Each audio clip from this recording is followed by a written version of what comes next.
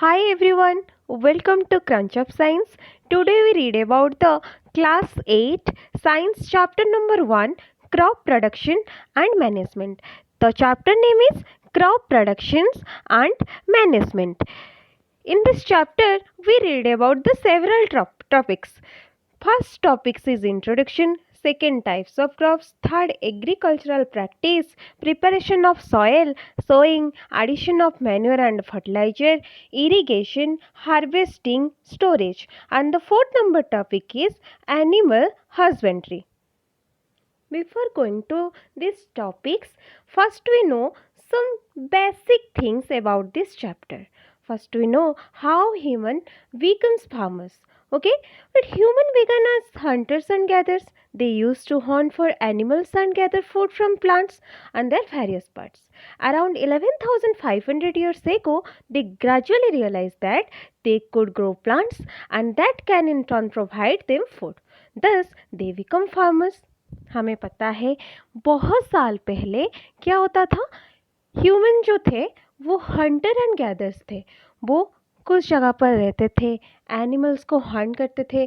उसके बाद क्या होता था, वो कुछ प्लांट का कुछ पार्ट ही चुनकर खाते थे और जब उस एरिया में उस प्लांट और एनिमल ख़त्म हो जाए वो दूसरे एरिया को चले जाते थे. तो धीरे धीरे करके वो चेंज होने लगा और चेंज होने के बाद क्या हुआ, वो एक जगह पर रह गए और वहीं पर ही फार्मिंग करने लगे. मतलब कुछ प्लांट ग्रो करने लगे और कुछ एनिमल पालने लगे. तो उस टाइम में वो फार्मर बन गए. समझ में आ गया. पर इस चैप्टर का नेम क्या है? Crop production and management. Before we go to this chapter, first we know what is crop and what is crop production.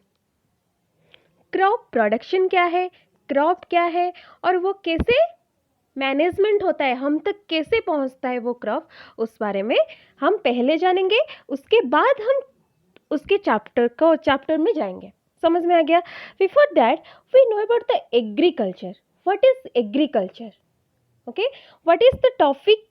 Agriculture, the branch of science that deals with various methods of fruit productions for the benefit of humans, is called agriculture. Okay, next we go to the crop. What is crop? In your chapter name is crop production and management.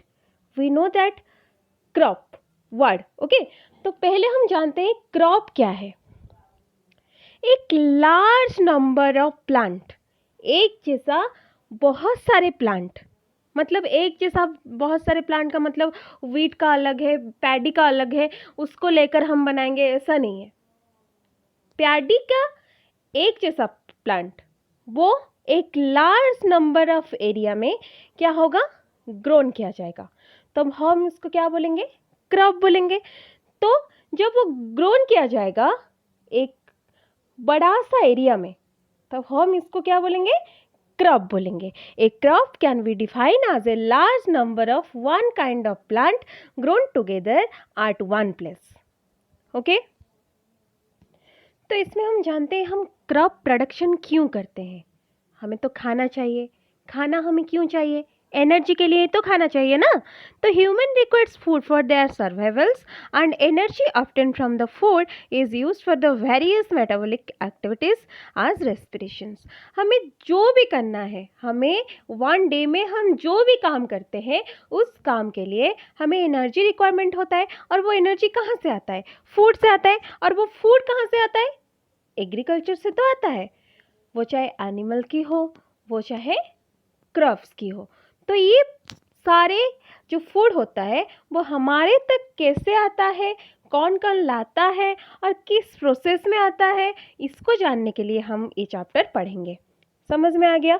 तो ये जो large numbers of area में large numbers of one kind of plant जब हम cultivate करते हैं तो हम उसको क्रॉप बोलते हैं. इसका एग्जाम्पल क्या है?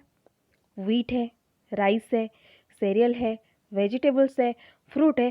This all are classified on the basis of seasons in which they grow. Okay, तो हमें पता है हमारे इंडिया में मौसम बहुत सुहाना होता है. कभी कभी बारिश आ जाता है, कभी कभी धूप जो ज़्यादा हो जाता है. तो ऐसे जो मौसम जो सीजन होता है वो सीजन के जरिए different different kind of crops हम प्रोडक्शन करते हैं। समझ में आ गया?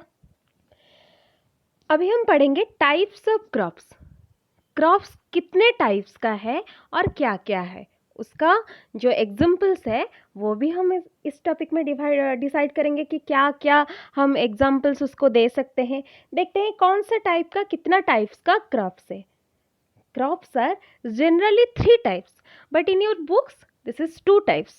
First is Kharif crops and second one is Rabi crops. And when he says generally three types, the third one is Jade crops. So here one question arises in your mind, what is Kharif crops? So that we read about the Kharif crops. The crops grown during the monsoon that called Kharif crops. Here is monsoon. What is monsoon? When monsoon can? Okay, the month of June to October is the month of monsoon. Okay, which you called rainy season. The crops which are grown in the rainy seasons are called Kharif crops. The rainy season in India is from June to September. For examples, paddy, maize, soybean, groundnuts, cotton, ये सारे इस खरीफ crop से अंदर जाते हैं क्योंकि ये जून से लेकर अक्टूबर तक इस महीने में ही ग्रोन होते हैं। समझ में आ गया? जो क्रॉप्स मानसून में कल्टीवेट किया जाता है और मानसून में ग्रोन होता है हम उसको खरीफ क्रॉप्स बोलते हैं। हमारा जो मानसून महीना है वो जून से लेकर अक्टूबर तक है। इस महीने के अंदर जो जो क्रॉप प्रोडक्शन होता है हम उसको खरीफ क्रॉप्स बोलते हैं। और इस खरीफ क्रॉप से एग्जाम्पल है पैडी, मेज, soybean, groundnuts and cotton.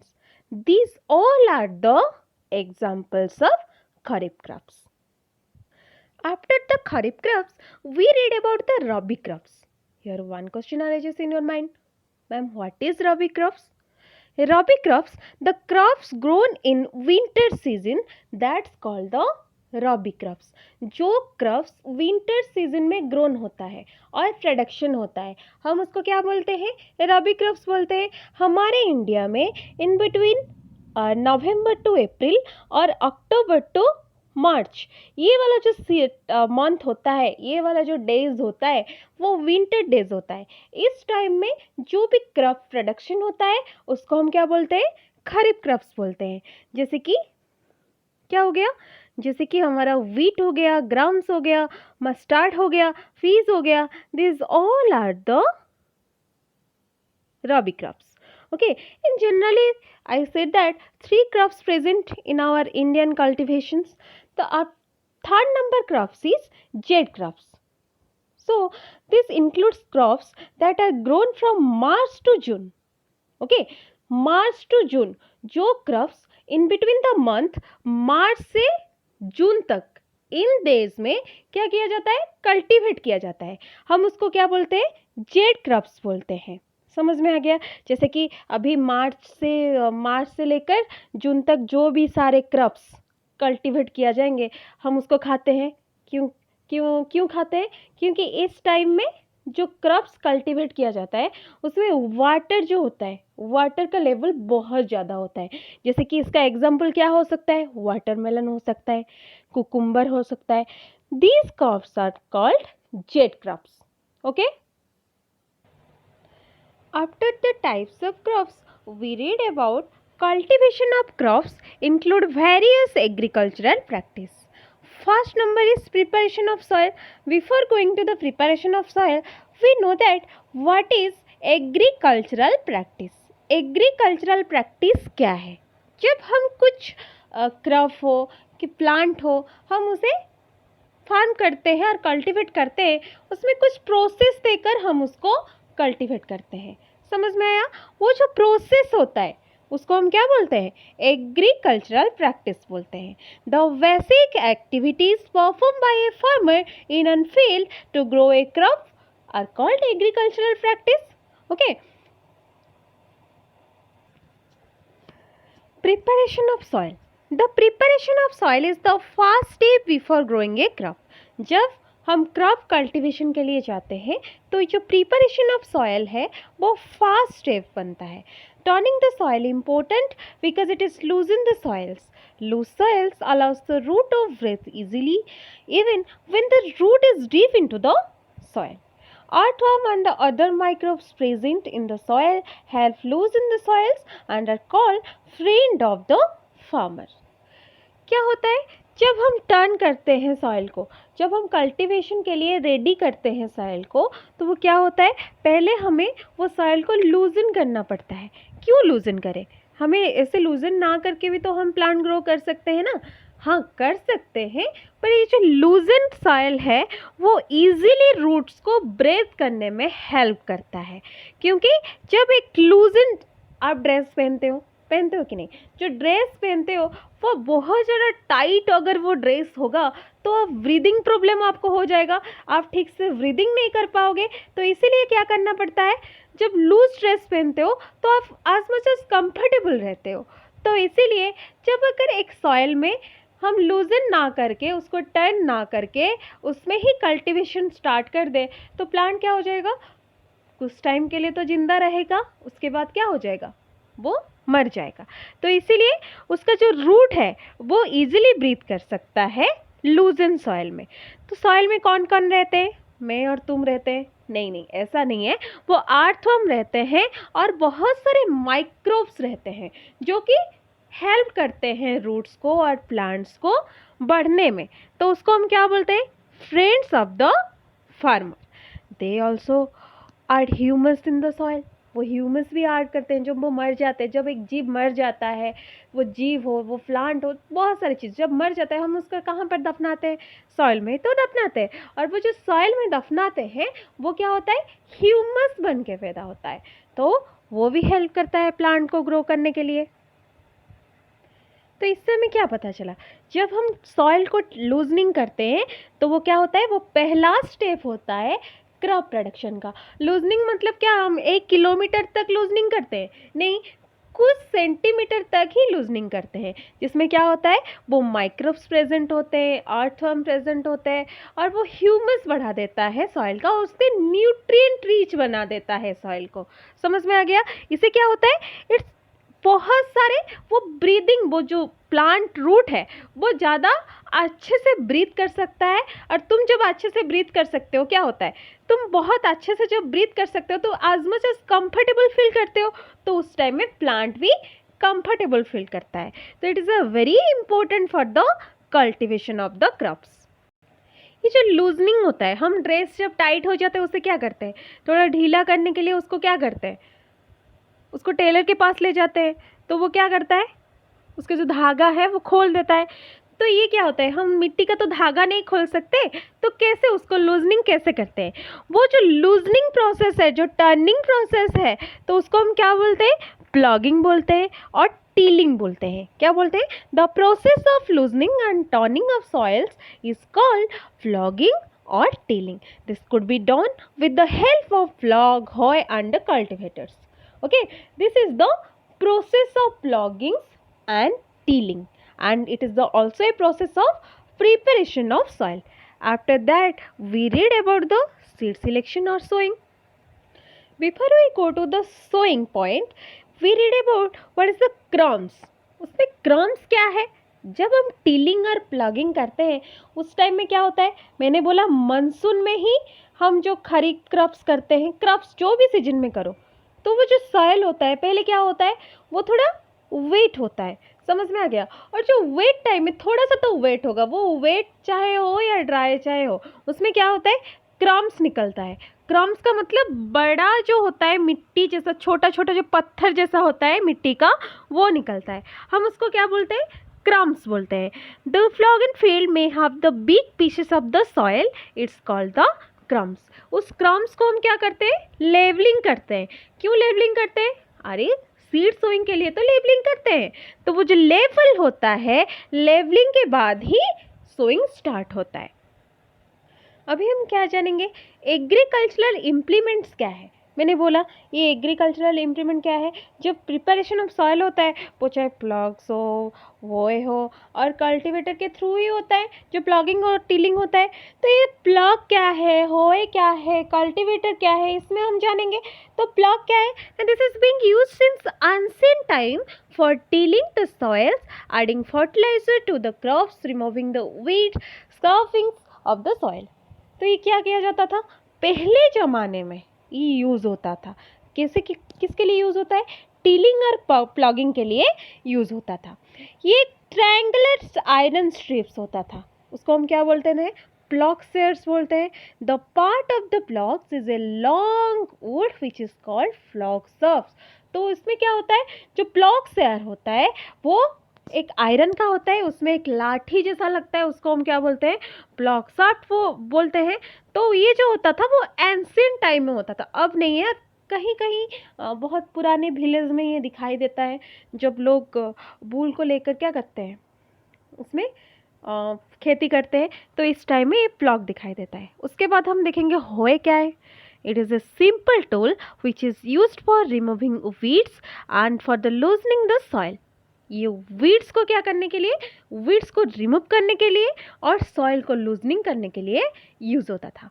It has a long rod of wood or iron, a strong rod and bent plate of iron is fixed to one of its end and works like a blade। It is pulled by the animals. ये क्या करता था, ये iron का एक बना हुआ होता है जो कि वुडन स्टिक से बंधा हुआ होता है, और उसको एनिमल्स पुल करके लेके जाते हैं। और पुल करके कहाँ लेके जाते हैं, मतलब वो जो वीड्स रिमूव के लिए उसको लेके जाते थे और कल्टीवेशन फील्ड में इसे यूज़ करते थे। पर ये सारे अभी नहीं हो रहा है। अभी जो खेती हो रहा है, अभी जो कल्टीवेशन हो रहा है वो कैसे हो रहा है, ये जो कल्टीवेशन हो रहा है वो कल्टीवेटर के थ्रू हो रहा है। और ये कल्टीवेटर क्या है, now days flogging is done by the tractor driven cultivator. Tractor के पीछे एक लोहे का कल्टीवेटर लगता है और वो जाके टाइम्स में, मतलब बहुत ही कम टाइम में ये लूजन सॉइल बना के चला आता है। Okay, the use of cultivator save labours and times. मैंने बोला क्योंकि एनिमल्स यूज़ होते हैं, पुल करते हैं, उसे लेके जाते हैं, मतलब 1-2 दिन लग जाता है एक बड़ा सा खेत को खेती के लिए रेडी करने में, मतलब प्रिपरेशन ऑफ सॉइल में। तो अभी क्या होता है, ट्रैक्टर ड्रिवन करके ले जाता है कल्टिवेटर को और जाकर वो बहुत ही कम टाइम में सॉइल लूजन करके ले आता है। समझ में आ गया, ये सारे थे agricultural implement. After that we read about the sowing. अभी तो हमारा खेती पूरा प्रिपरेशन हो गया सोइंग के लिए, मतलब सीड को हमें डालने के लिए वो रेडी हो गया। उसके बाद हम पढ़ेंगे सोइंग, कैसे हम सीड को खेती में डालते हैं। समझ में आ गया, तो ये सोइंग क्या है, sowing is the most important part of the crop production. अरे हम क्रॉप कैसे प्रोडक्ट करेंगे अगर सोइंग ही नहीं करेंगे, अगर एक सॉइल में सीड ही नहीं डालेंगे तो वो क्रॉप कैसे प्रोडक्शन होगा। तो sowing is the most important part of the crop production. Before sowing good quality seeds are selected. Farmer prefers to use seed which give a high yield. मतलब हमें अगर अच्छा सीड मिल गया तो हमारा क्रॉप प्रोडक्शन जो है, मतलब उसका जो अमाउंट है वो ज़्यादा हो जाएगा। अरे हमें कैसे सिलेक्ट करें कि कौन सा सीड अच्छा है, कौन सा सीड बुरा है, तो हम है एक एक करके तो हम उसे चूज़ नहीं कर सकते ना। तो उसमें कुछ एक प्रोसेस होता है, एक प्रोसेस में हम जाते हैं। फार्मर यूजुअली कॉमन प्रैक्टिस के लिए क्या करते हैं, वो सीड को वाटर में सोक कर देते हैं, और जो बैड सीड्स है वो लाइट हो जाता है, मतलब उसका वजन कम होता है, तो वो क्या होता है, फ्लोट करने लगता है उस वाटर के ऊपर। और जो वजनदार सीड होता है, मतलब जो वो अच्छा सीड होता है, वो क्या होता है, डीप हो जाता है वाटर के अंदर। ओके, इस मेथड से क्या होता है, वो सीड चूज करते हैं कौन सा सीड गुड है और बैड है। समझ में आ गया, उसमें कुछ मेथड्स होते हैं, हम देखते हैं। पहले तो है ट्रेडिशनल टूल। बहुत सारे ट्रेडिशनल टूल्स यूज करके ही सीड को क्या किया जाता है, सोइंग किया जाता है। देखते हैं क्या है। The tool use traditionally for sowing seeds is sharp like a funnel. पहले क्या किया जाता था, फॉनेल के थ्रू ही सीड को डालते हैं उस फनल में और वो धीरे धीरे धीरे धीरे धीरे धीरे करके वो खेती में डालता हुआ जाता है. The seeds are filled into the funnel, passes down through 2 or 3 pipes having sharp ends. These ends passes into the soil and place seed there. ये तो ट्रेडिशनल मेथड में चला गया. अभी हम देखते हैं उसका और एक मेथड क्या होता है. उसके बाद हम पढ़ेंगे सीड ड्रिल. वो ट्रेडिशनल मेथड चला गया, वो फॉनल में डालते हुए उसको धीरे धीरे धीरे धीरे करके वो खेत में डालते हैं. अभी हम देखते हैं सीड ड्रिल क्या है. सीड ड्रिल ये होता है जिसको हम क्या करते हैं, एक ट्रैक्टर के मदद से क्या होता है, टूल्स के मदद से उसको प्रॉपर डिस्टेंस में डाला जाता है. मतलब सीड अगर 1 सेंटीमीटर में एक सीड है तो आफ्टर दैट 1 सेंटीमीटर एक सीड को वहाँ पर डाला जाएगा. समझ में आ गया. तो ये क्या होता है, वो डेप्थ में डाला जाता है, मतलब उसके ऊपर भी मिट्टी होती है. क्यों होता है ऐसा? अगर सीड ड्रिल हम यूज़ नहीं करेंगे तो क्या होगा, अगर हम सीड ड्रिल यूज़ नहीं करेंगे तो वो क्या होगा, वो सीड डैमेज हो जाएगा. मतलब कैसे डैमेज होगा, उसको बर्ड्स खा जाएंगे. नहीं तो ये वाला डैमेज हो जाएगा. This prevent damage cause by the birds sowing by using the seed drill save times and labour. ये सिर्फ बर्ड्स खा लेते हैं, ये वाला डैमेज से हमें नहीं बचाएगा, ये हमें हमारा लेबर और टाइम भी बचा लेगा. It is important to maintain the distance to avoid overcrowding of the plant to ensure proper nutrients, sufficient sunlight and water. Okay? एक फैमिली में बहुत सारे लोग हैं और क्या होता है, वो एक सोर्स ऑफ इनकम होता है. मतलब सोर्स ऑफ इनकम बहुत कम होता है उस फैमिली के लिए. तो वो क्या होगा, बहुत सारे लोग जितना खाना चाहते हैं वो उतना खा नहीं सकेंगे. बहुत सारे लोग जितना भी खाना चाहते हैं वो पेट भर खा नहीं सकेंगे. तो ये क्या होता है, जब हम एक जगह पर बहुत सारे सीड्स आ गए तो उस एक जगह पर जितना सनलाइट है, जितना न्यूट्रिएंट्स है, जितना वाटर्स है, वो क्या होगा, वो उस सभी में बढ़ जाएगा. तो जब सभी में बढ़ जाएगा, वो जितना उनके लिए एफिशिएंट है, मतलब जितना उनको चाहिए वो नहीं मिलेगा उनको. तो क्या होगा, वो सफिशिएंट सनलाइट एंड वाटर नहीं मिलेगा. तो इसीलिए क्या होता है, सीड ड्रिल होता है. और सीड ड्रिल में क्या होता है, वो कुछ डिस्टेंस छोड़ के एक एक सीड को डालते हैं और वो प्रॉपर सनलाइट एंड वाटर क्या होता है उसमें मिल जाता है उनको. न्यूट्रिएंट, सनलाइट, वाटर वो सफिशिएंट वाइज उनको मिलता है, जितना चाहिए वो उतना मिलता है उनको. समझ में आ गया. इसलिए सीड ड्रिल वो इम्पोर्टेंट चीज़ है. आफ्टर द सीड ड्रिल्स मैंने बोला वो जो सीड ड्रिल होता है वो उसको सफिशिएंट न्यूट्रिएंट्स चाहिए होता है. ओके, तो न्यूट्रिएंट्स जो होता है वो कहाँ से आता है, हम जब खाते हैं हमें एनर्जी मिलता है, हमें न्यूट्रिएंट्स मिलता है, हमें विटामिन्स मिलता है. तो वो सीड जो है वो तो खाता पीता होगा ना, होता है, सीड खाता है. हाँ, वो भी खाता है पर हमारे जैसा मुंह में नहीं खाता. समझ में आ गया. तो उसमें क्या होता है, उसको मैन्यूर्स एंड फर्टिलाइजर चाहिए होते हैं. तो अभी देखते हैं सोइंग के बाद क्या आता है हमारा, adding manures and fertilizer. Fertilizers and manures हम कैसे ऐड करते हैं. ओके, जो मैन्यूर्स होता है और जो फर्टिलाइजर होता है वो क्या होता है, पहले हम ये जानेंगे, उसके बाद हम कैसे ऐड करते हैं उसको जानेंगे. जो मैन्यूर होता है वो प्लांट डिकम्पोजिशन से बनता है. प्लांट और एनिमल्स का वेस्ट जो होता है वो डिकम्पोज्ड होके बनता है. समझ में आ गया. जो मैन्यूर्स होता है, manure is the product of decomposition of plants and animal waste.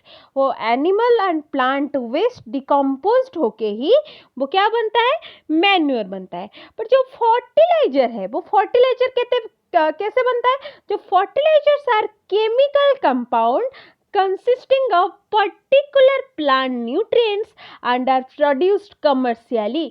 वो एक ही न्यूट्रिएंट से फर्टिलाइजर बनता है. कभी कभी ये कहते सुने होंगे कि प्लांट खेती में थोड़ा यूरिया डाल दो, ओके, कभी फॉस्फोरस डाल दो. वो क्या होता है, वो एक पर्टिकुलर न्यूट्रिएंट्स होता है जो कि कमर्शियली प्रोडक्शन होता है और कमर्शियली उसको क्या होता है, वो एक न्यूट्रिएंट्स को लेकर के बनता है। पर मैन्योर क्या होता है, वो ह्यूमस होता है, वो waste, plant waste, animals waste को लेकर ही बनता है। समझ में आ गया? तो यहाँ पर क्या लिखा गया है देखते हैं। The substances which are added to the soil in the form of nutrients for the healthy growth of plants are called manures and fertilizer। ये जो fertilizer manure किसके लिए यूज होते हैं? हम जब खाते हैं, हमें सुंदर दिखने के लिए, हमारा ग्रोथ होने के लिए, हमारा डेवलपमेंट होने के लिए फिजिकली, तो हम क्या खाते हैं? विटामिन वाला चीज़ खाते हैं, न्यूट्रिएंट्स वाला चीज़ खाते हैं, वाटर कंज्यूम करते हैं, ये बहुत सारे होते हैं। वैसे प्लांट को भी हेल्दी होने के लिए क्या चाहिए होता है? वो फर्टिलाइजर चाहिए होता है और मैन्योर चाहिए होता है। Continuous growing of crops makes the soil poorer in certain nutrients। जब धीरे धीरे कंटिन्यूसली क्रॉप्स का ग्रोइंग होता है, वो क्या होता है? न्यूट्रिएंट्स, सर्टेन न्यूट्रिएंट्स उसको नीड होती है। Therefore farmers have to add manure to the field to replenish the soil with the nutrients। This process is called manuring। जब मैन्योर ऐड किया जाता है सॉइल में, तो उसको हम क्या बोलते हैं? मैन्योरिंग बोलते हैं।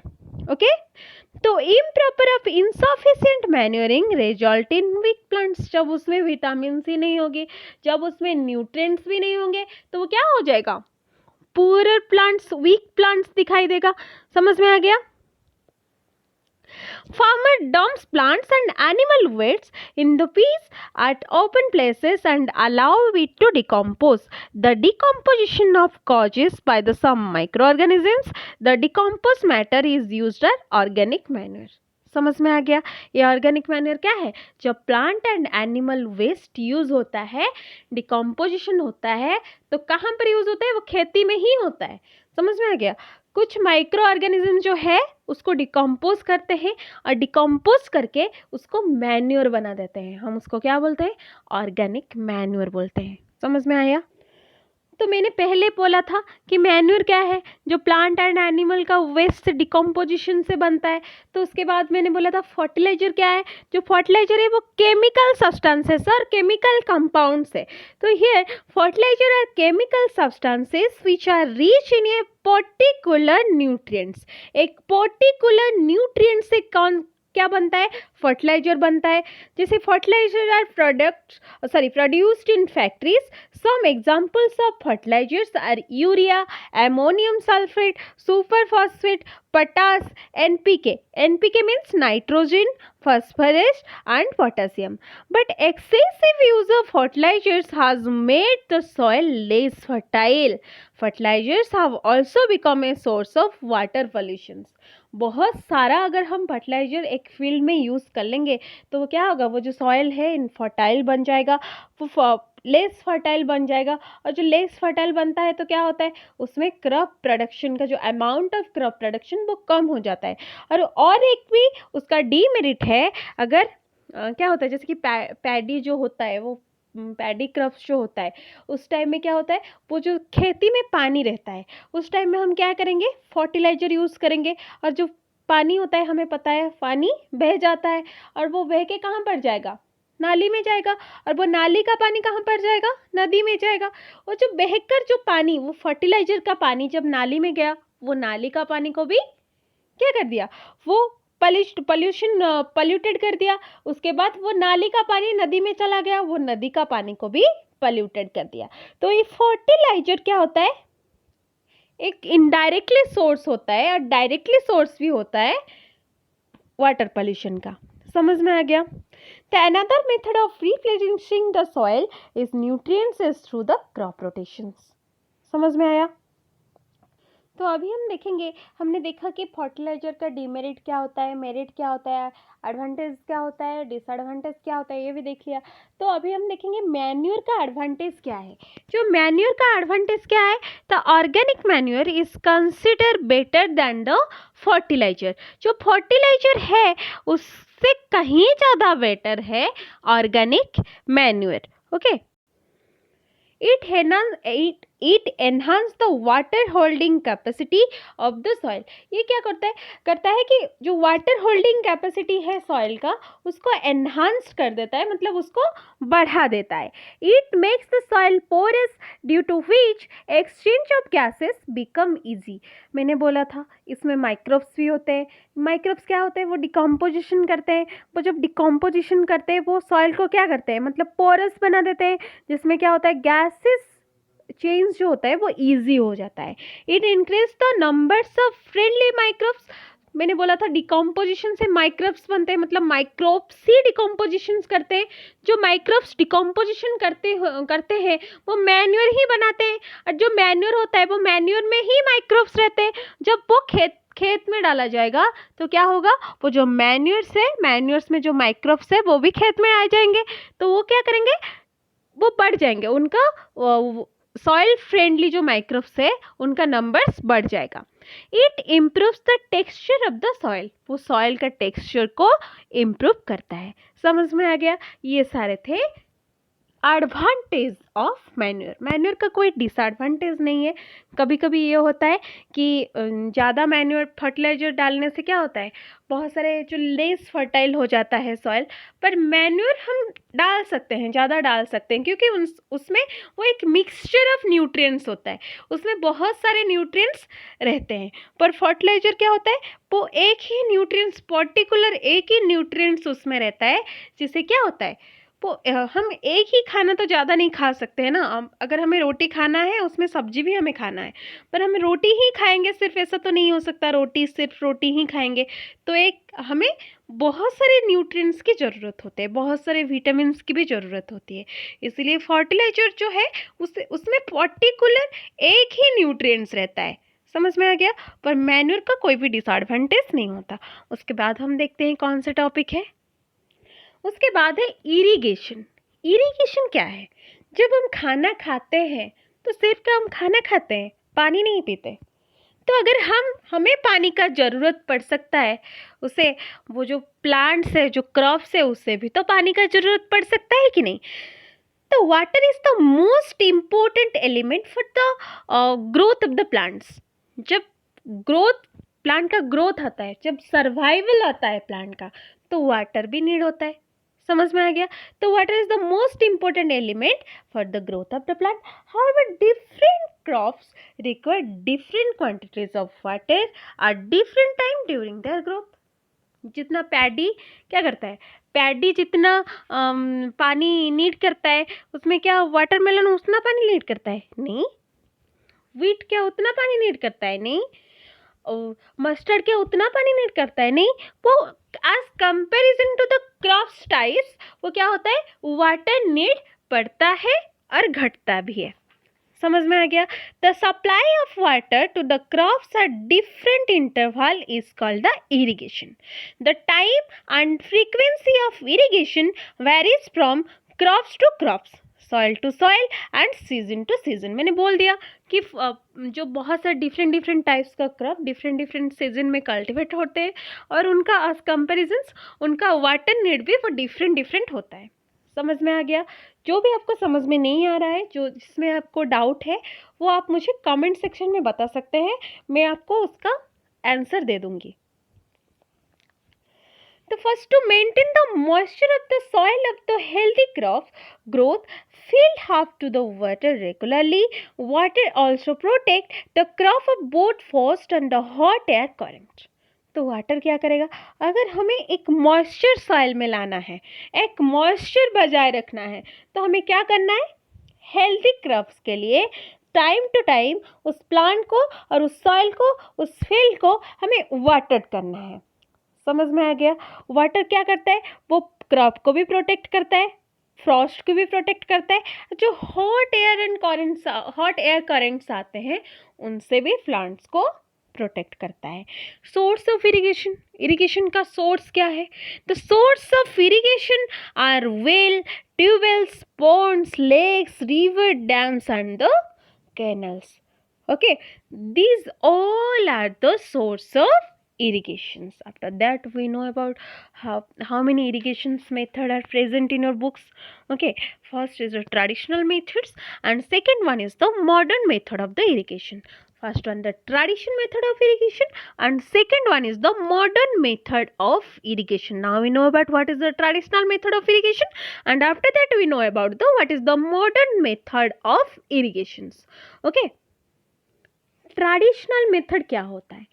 ट्रेडिशनल मेथड ऑफ इरिगेशन ये होता है जिसमें कि हम क्या करते हैं, एक फार्मर फिजिकली लेकर पानी को डालता है कहाँ पर, फील्ड में. समझ में आ गया? The methods are cheaper but less efficient.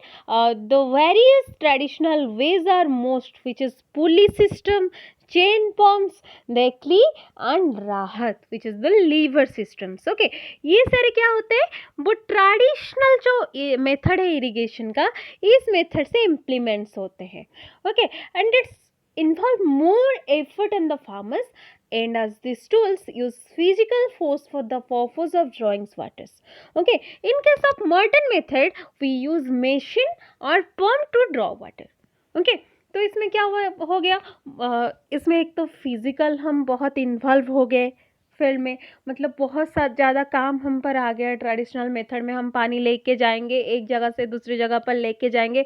कुछ टाइम में, एंशिएंट टाइम में क्या होता था, वेल एक जगह पर होता था, रिवर एक जगह पर होता था, पॉन्ड एक जगह पर होता था, उससे कहीं दूर होता था हमारा खेत. तो उससे हम क्या करते थे, हम पानी लेके जाते थे या पुली चेन सिस्टम से उसको लेके जाते थे और वहाँ पर पानी डालते थे. तो कभी कभी ये होता था कि वो क्रॉप्स जो है वो ज़्यादा दिन तक विदाउट वाटर में रहता था और लेस क्रॉप्स हमें प्रोवाइड करता था. तो अभी क्या हो गया है, वो मॉडर्न मेथड हो गया है. तो मॉडर्न मेथड में क्या होता है, मेसिन्स यूज़ करके हम क्या करते हैं, वाटर डालते हैं. समझ में आ गया? तो modern method of irrigation help us to use water economically. The main method use for the sprinkler systems and the drip systems. Okay, sprinkler system and the drip system. Modern method of the irrigation help us to use water continuously with the less effort, but the traditional method में ज़्यादा effort डालना पड़ता था, more effort डालना पड़ता था farmer को. पर अभी जो मॉडर्न मेथड है उससे थोड़ा सा लेस एफर्ट डालना पड़ता है. ओके, वहाँ पर वाटर क्या होता था, कहीं कहीं हम एक जगह पर लेके जाते थे तो बहुत ज़्यादा वाटर लॉस होता था. पर अभी here the farmers save waters and energy with more effective result. वहाँ पर यहाँ पर हमारा वाटर भी सेव हो गया, एनर्जी भी सेव हो गया. समझ में आया ना? तो यहाँ पर बहुत सा दो मेथड है, मतलब स्प्रिंकलर सिस्टम से ड्रिप सिस्टम है, और इन टाइम में हम बहुत सारे टाइम भी बचा सकते हैं और वाटर भी सेव कर सकते हैं. स्प्रिंकलर सिस्टम्स क्या होता है, this constituent of the system of pipelines with the main pipelines going along the field and gives rise to a number of smaller and thinner sub channels. Okay, तो इसमें क्या होता था, तो एक लंबा सा पाइपलाइन जाएगा, एक मेन पाइपलाइन से वो दूसरा पाइपलाइंस, मतलब बहुत सारे पाइपलाइंस क्या होंगे, वो फील्ड के अंदर जाएंगे और उसमें स्प्रिंकल होके वाटर क्या होगा, क्रॉप के ऊपर फीटेड होगा. समझ में आ गया? The smaller pipes are fitted with the rotation nozzles that sprinkle water over the crop when required. जब रिक्वायर्ड होगा तो वो क्या होगा, वो क्रॉप्स के ऊपर स्प्रिंकलिंग करके वाटर डाल देगा. समझ में आ गया? तो ये जो ड्रिप इरिगेशन सिस्टम है क्या है, ये जो ड्रिप इरिगेशन सिस्टम है ये बहुत ज़्यादा इफेक्टिव है in term to the saving waters. ये वाटर सेव के लिए एक बहुत इफेक्टिव टर्म्स है. In this system the water falls drop by drop near to the root, hence the names. Okay, so ये ड्रॉप ड्रॉप ड्रॉप ड्रॉप करके ये water root में जाता है, प्लांट के रूट में जाता है. तो वो क्या होता है, वो वाटर भी सेव कर लेता है. And it is the best technique for watering fruit plants, gardens and trees. It can be very useful in the places of water scarcity. मतलब जब जहाँ पर water scarcity होता है, मतलब बहुत ज़्यादा वाटर नहीं मिलता है, वाटर का वाटर कब मिलता है, वहाँ पर क्या होता है, ये वाला सिस्टम से ही इरिगेशन होता है, ड्रिप इरिगेशन सिस्टम से ही वो क्या होता है, वहाँ पर वाटर्स को डाला जाता है। समझ में आ गया। उसके बाद हम देखते हैं क्या है, इसके बाद है प्रोटेक्शन फ्रॉम वीड्स। पहले हम प्रोटेक्शन ऑफ वीड्स को जाएंगे, उसके बाद हम उसके पहले हम जानते हैं वीड्स क्या है। वीड्स क्या है, जब अनवांटेड प्लांट ग्रो होता है हमारे फील्ड में, मतलब हम पैडी का फसल किए हैं, उसके अंदर बहुत सारे अनवांटेड जो कि पैडी का नहीं है, वो क्या है, उसको हम बोलते हैं वीड्स। तो wild unwanted plant that grow in the crop field during the cultivation and the compete with the crop for the space, water and other resources are called weeds. Okay, तो weeds से हमें कैसे वो हमारा फसल, हमारा खेती को हमें बचाना है, इस टॉपिक में हम देखेंगे protection from weeds. In the field, many other undesirable plants may grow naturally along with the crops. These undesirable plants are called weeds. जिसको हम नहीं चाहते हैं फील्ड में ग्रोन होने के लिए, उसको हम क्या बोलते हैं, वीड्स बोलते हैं। जब हम इस वीड्स को रिमूव करते हैं, हम उसको क्या बोलते हैं, वीडिंग बोलते हैं। The process of removal of weed is called the weeding. Some weeds interface even harvesting and may also be poisonous for animals and humans. जब कुछ प्लांट्स ऐसे भी होता है, कुछ वीड्स ऐसे भी होता है जो कि बहुत डेंजरस होता है, वो एनिमल्स के लिए चाहे वो ह्यूमन के लिए हो, बहुत मतलब पॉइजनस होता है। So weeding is necessary since weeds compete with the crops plants for water, nutrient, space and light. The best time for the removal of weeds is before they produce flower and seeds. पहले क्या करना चाहिए, आप जब हमारा जो फसल है, वो जो खेती है, जो सीड जर्मिनेशन के बाद क्या होता है, हमें वीड को निकाल लेना चाहिए। समझ में आ गया। जब वीड को निकाल लेंगे तो उस टाइम में अगर वीड को निकाल लेंगे तो वो भी उसका फ्लावरिंग नहीं किया होगा, सीड्स भी नहीं आए होंगे, तो उसको हम निकाल लेंगे तो वो बहुत अच्छा ही होगा। Weeds are also controlled by the using certain chemicals called weedicides. Okay, तो उसको हम कंट्रोल भी कर सकते हैं वीडिसाइड के through, like 2,4-D। These are spread in the field to kill the weeds. They do not damage the crops. The weedicides are diluted with the water to the extent required and sprayed in the field with a sprayer. Okay, तो weedicide use करके हम weeds को मार भी सकते हैं, उसको किल भी कर सकते हैं, पर ये वाला जो मेथड है हमें उसे जर्मिनेशन के बाद ही करना है, क्योंकि अगर फ्लावर आ गया तो उसमें सीड आ जाएगा और वो ज़्यादा होने लगेगा। समझ में आ गया। तो उसके बाद देखते हैं क्या है टॉपिक, क्या है देखते हैं। Before going to this topic harvesting, हम पहले देखते हैं वीडिसाइड हो जो है वो कैसे यूज़ किया जाता है। अगर हम उस केमिकल को ज़्यादा यूज़ करने लगेंगे तो क्या होगा कि जो फार्मर यूज़ करता है, मतलब जो डालता है, उसके ऊपर इफेक्ट होने लगेगा, मतलब उसका हेल्थ ख़राब हो जाएगा। तो उसे क्या करना चाहिए, अपने माउथ और नोज को प्रॉपरली कवर करके स्प्रेइंग करने चाहिए। Okay, this is why weedicide are spread from a distance and away from the body. हमारे बॉडी से जितना डिस्टेंस में वीडिसाइड स्प्रे किया जाएगा उतना अच्छा है, क्योंकि वो अफेक्ट करता है बॉडी को, हेल्थ को अफेक्ट करता है। तो अभी हम चलेंगे हार्वेस्टिंग के ऊपर। हार्वेस्टिंग क्या है ना, after all the hard work comes the sweet harvest. Okay, जब इतना ज़्यादा काम हम कर लिए, खेती पर प्रिपरेशन कर लिए सॉइल का, उसके बाद क्या कर लिए, प्रिपरेशन के बाद हम सीड सोइंग कर लिए, उसके बाद मैन्यूअर फर्टिलाइजर ऐड कर लिए, उसके बाद इरिगेशन मेथड से कर लिए, उसके बाद वीड से प्रोटेक्शन के लिए वीडिसाइड डाल दिए। इतना काम करने के बाद हमारा क्या आता है, हार्वेस्टिंग आता है। After all the hard work comes the sweet harvest. Okay, the cutting and gathering the crops after the fully mature is called harvesting. Harvesting क्या है, जब क्रॉप प्रोडक्शन के लिए तैयार हो जाता है, उसको हम क्या बोलते हैं? हार्वेस्टिंग बोलते हैं. The cutting of crop after it is mature, this is called the harvesting.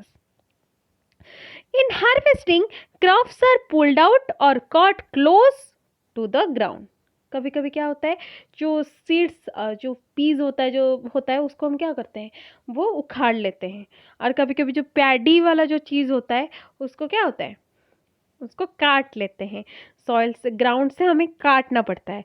It is usually take 3 to 4 months for the cereal crops to mature, and harvesting in our country is either done manually by trickles or by a machine is called harvester. कभी कभी manually human के through होता है harvesting, और कभी कभी machine भी harvesting कर लेता है. समझ में आ गया? In the harvested crops the grain seeds needs to be separated from the chaff. हमें चाफ से उसके सीड्स को क्या करते हैं, वो निकाल लेते हैं. This is process is called stressing. उसको हम क्या बोलते हैं? स्ट्रेसिंग्स बोलते हैं. This is carried out with the help of machine is called combine.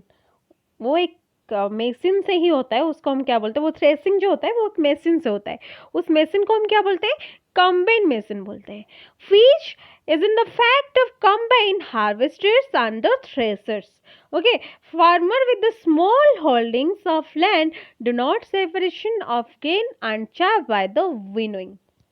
Okay, वो winnowing से separated नहीं करते हैं, ओ सॉरी विनिंग से सेपरेशन करते हैं. वो ज़्यादा हार्वेस्टर्स यूज़ नहीं करते हैं, कॉम्बाइंस यूज़ नहीं करते हैं, वो विनिंग से ही सेपरेटेड कर लेते हैं. हार्वेस्ट हो गया मतलब हमारा जो क्रॉप से हमारे घर को खेत मतलब गार्डन को चला आया. उसके बाद हम देखते हैं उसको हार्वेस्टिंग के बाद जो होता है वो स्टोरेज कैसे करते हैं. स्टोरेज कैसे करते हैं, समझ में आया? तो स्टोरेज जो होता है कैसे होता है, देखते हैं स्टोरेज हम कैसे कैसे वे में करते हैं. Storage of an produce is important tax. Okay, storage of produce is an important tax. अगर हार्वेस्ट कर लिया, उसको ठीक से स्टोरेज नहीं किए तो वो खराब हो जाएगा, वो ज़्यादा दिन तक क्या होगा, नहीं टिक पाएगा. Grains obtained by the threshings are dried in the open. क्या करना पड़ता है? पैडी को ले लो एग्जांपल्स. आप हार्वेस्टिंग के बाद क्या करते हो, उसको स्टोरेज करके रखते हो, पर बिफोर द स्टोरेज हमें उसे क्या करना पड़ता है, वो ओपन में उसको ड्राइड आउट किया जाता है. क्यों ड्राइड किया जाता है? क्यों? अगर वेट रह गया कहीं पर भी, वो जर्मिनेटेड हो जाएगा. समझ में आ गया ना? वो जर्मिनेटेड हो जाएगा. Adequate dryings of grains is required to prevent the growth of microorganisms that can harm the grains. बहुत सारे माइक्रो ऑर्गेनिज्म जैसे होते हैं, वो उनको वेट से ही वो बनते हैं, तो वो वाला उनका जो प्रोडक्शन है वो बंद हो जाएगा ड्राइड आउट करने के लिए. The various method of storage grains for the longer times before they can used keeping dried grains in the jute bags, metallic bins and the mud bins. बहुत इसको हम जूट बैग से भी रख सकते हैं, मेटेलिक बिन से भी रख सकते हैं, और मॉड बिन से भी रख सकते हैं स्टोरेज करने के लिए. However, large-scale storage of grains on the soil and grain is the protect them from the pests like rat, insect, dried neem leaves are used for the storing food grains at the homes. तो उसमें हम क्या डाल के रखते हैं, उसके हम ड्राइड नीम लिव्स भी डाल के रख सकते हैं, जो हमारे रैट होते हैं, इंसेक्ट्स होते हैं, उनसे कवर आउट करने के लिए, मतलब उनसे बचा के रखते हैं. Okay, so for the storing large quantity of grains in the big godown, specific chemical treatments are required to protect them from the pests and the microorganisms. जब हम एक गोडाउन में बहुत सारे चीज़ रहते हैं, मतलब बहुत सारे क्रॉप्स रहते हैं, तो अब हम उसके इतना ज़्यादा तो नीम लीफ वहाँ पर नहीं रख सकते. ओके, तो स्टोरिंग के लिए नहीं रख सकते, तो वहाँ पर हम क्या रखते हैं, कुछ केमिकल ट्रीटमेंट होता है उसको प्रोटेक्ट करने के लिए. मतलब जो पेस्ट होते हैं, माइक्रो ऑर्गेनिज्म होते हैं, उनका प्रोडक्शन को, उनका रिप्रोडक्शन मतलब प्रोडक्शन को कंट्रोल करने के लिए वो केमिकल ट्रीटमेंट होता है. समझ में आया? उसके बाद देखते हैं क्या है. उसके बाद हम पढ़ेंगे एनिमल हस्बेंड्री. अच्छा, ये एनिमल हस्बेंड्री है ही क्या? ओके, है ही क्या? The animal husbandry is the scientific management of livestock for food or other useful harvest. Okay? The animals reared at home or in a farm have to be provided with proper food, shelters and care. हमें पता है हम crop production complete हो गया, मतलब crop को जैसे हम प्रोसेस बाय प्रोसेस, अगर हम उसको वाटरिंग नहीं करते, इरिगेशन नहीं होता उसका, अगर हम उसको मैन्योर एंड फर्टिलाइजर ऐड नहीं करते तो क्या होता? खराब हो जाता, मतलब क्रॉप प्रोडक्शन लेस अमाउंट होता है कि नहीं? वैसे ही क्रॉप प्रोडक्शन का जैसा हम एनिमल्स को भी डोमेस्टिकेटेड कर सकते हैं, मतलब एनिमल्स को भी रखते हैं। तो animals reared at the home और in the farm have to be provide with proper food, shelter and care. उनको proper food, shelter and care के साथ हम रखते हैं, उसको हम क्या बोलते हैं? Animal husbandry. ओके, तो including feeding, breeding and disease control of an animal consent. उसको रखें तो उसका प्रॉपर केयर ही लेना पड़ेगा, नहीं तो क्या होगा? वो भी मर जाएगा। समझ में आया? तो when this is done on a large scale, जब ये लार्ज स्केल में होता है, मतलब बहुत सारे एनिमल्स हम रखते हैं, तो उसको हम क्या बोलते हैं? एनिमल हस्बेंड्री बोलते हैं। ओके, तो milk produce from the cow, goats, buffalo and other animals which is eventually leads to the production of cheese, ghees and butter, ये सारे हम रखते ही हैं। तो eggs produce by the from the hen, goose, turkeys, dogs, ये सारे हम एग के लिए रखते हैं। Meat produce by goat, sheeps, poultry, dogs, तो इसको हम मीट प्रोडक्शन के लिए रखते हैं। तो फिश, वर्क्स, हनी, ये सारे कहाँ पर रहते हैं? वो एनिमल हस्बेंड्री में ही जाते हैं। Okay, you know fish is the good for health. We get cod liver oil from the fish which is rich the vitamin D. Okay, तो ये हमें कहाँ से मिलता है? फिश से ही मिलता है। समझ में आ गया? तो ये था हमारा animal husbandry. Do you know in India there are 36 pure cattle breeds. Okay, there are 36 pure cattle breeds. 5 of these breeds are known for their milking process. Okay, in between 5 of this means 36, 5 out of 36, okay, are known for their milking process. The rest of the breeds are used as a flocks animals. इसको हम फ्लॉक्स animals के लिए use भी करते हैं। समझ में आ गया? तो इसमें जो की टर्म्स है वो क्या है? क्रॉप्स है, मिक्स्ड फार्मिंग है, क्रॉप्स रोटेशन है। अच्छा, मिक्स फार्मिंग क्या है? ये तो मैंने बोला ही नहीं। मिक्स फार्मिंग क्या है? ना practice where 2 types of crops are grown simultaneously increasing their yields. एक समय में 2 टाइप्स का क्रॉप्स को फार्मिंग करना हम क्या बोलते हैं? मिक्स फार्मिंग बोलते हैं। क्रॉप रोटेशन क्या है? मतलब एक खत्म हो गया क्रॉप्स, उसके बाद धड़क से ही और एक क्रॉप्स को हम एग्रीकल्चर कर ले, मतलब कल्टीवेट कर ले, तो उसको हम क्या बोलते हैं? ऑल्टरनेटली यूज़ करते हैं, उसको हम क्या बोलते हैं? क्रॉप रोटेशन बोलते हैं। उसके बाद गया इरिगेशन। इरिगेशन में आ गया हमारा drip irrigation system, sprinkler irrigation system. उसके बाद हमारे आ गए weeds, harvesting, threshing, winnowing and animal husbandry. Okay, now this chapter completed. You have to read this chapter and makes all the notes. Okay, thank you everyone. आप लोग को अगर अच्छा लगा, स्टडी अच्छा लगा और कहीं पर भी कुछ आपको क्वेश्चन है अबाउट दिस चैप्टर, आप हमें कमेंट में बता सकते हैं। मैं आपको एक एक चैप्टर का जो आपका क्वेरी है उसको मैं सॉल्व कर लूँगी। समझ में आ गया? Thank you for watching and subscribe my channel crunch of science, and please एक लाइक भी कर लेना अगर आपको अच्छा लगा तो। Thank you so much for your watching. Thank you, bye.